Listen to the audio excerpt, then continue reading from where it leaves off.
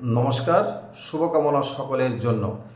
জাতিসংঘের সাধারণ পরিষদের ৮০তম অধিবেশনে যোগদানের জন্য আজ রাত্রে বাংলাদেশের অন্তর্বর্তীকালীন সরকার প্রধান ডক্টর মোহাম্মদ ইউনূস রওনা করবেন নিউ ইয়র্কে।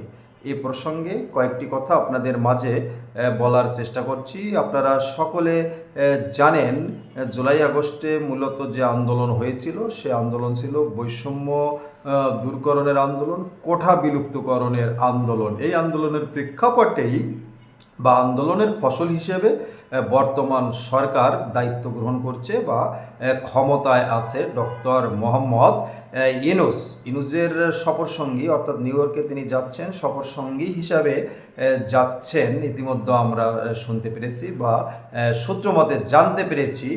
বিএনপি, জামাত ইসলাম, এনসিপির মতো কয়েকটি দলের প্রতিনিধি। কিন্তু এখানে প্রশ্ন হচ্ছে, বাংলাদেশে প্রায় 50টির উপর রেজিস্ট্রিকৃত নিবন্ধিতকৃত দল আছে, সেখানে মাত্র 3 থেকে 4টি দলের প্রতিনিধিদের কেন সফরসঙ্গী হিসেবে চয়েস করা হলো বা সিলেক্ট করা হলো? এটা জনগণের মনে প্রশ্ন। আপনারা এর মতামত জানাবেন।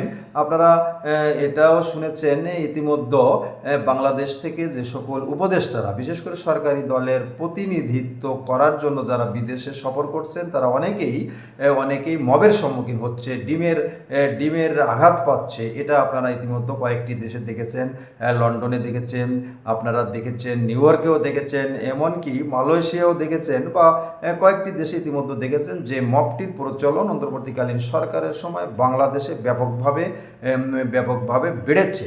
বর্তমান নিউ ইয়র্কে যাচ্ছেন জাতিসংঘের 80তম অধিবেশনে যোগদানের জন্য এবং মাননীয় প্রধান উপদেষ্টা সে অধিবেশনে বক্তব্য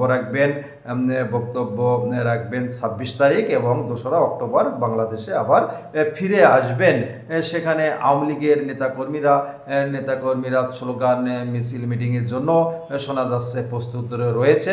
অর্থাৎ ইউনূস সাহেবের বিরুদ্ধে তার কার্যকলাপের বিরুদ্ধে স্লোগান দিবেন, মিটিং করবেন বা মিছিল দেবেন, এ ধরনের কথাবার্তা শোনা যাচ্ছে। সব কিছু মিলে বর্তমান সফরটি কেমন হবে, আপনাদের চিন্তাভাবনা, মতামত আপনারা কমেন্ট বক্সে জানাবেন। আমরা চাই শান্তিপূর্ণভাবে দেশের একটা উন্নয়নের জন্য দেশকে জাতিসংঘের কাছে সুন্দরভাবে উপস্থাপন করা হোক। সকলের সহযোগিতা অবশ্যই সেখানে থাকবে।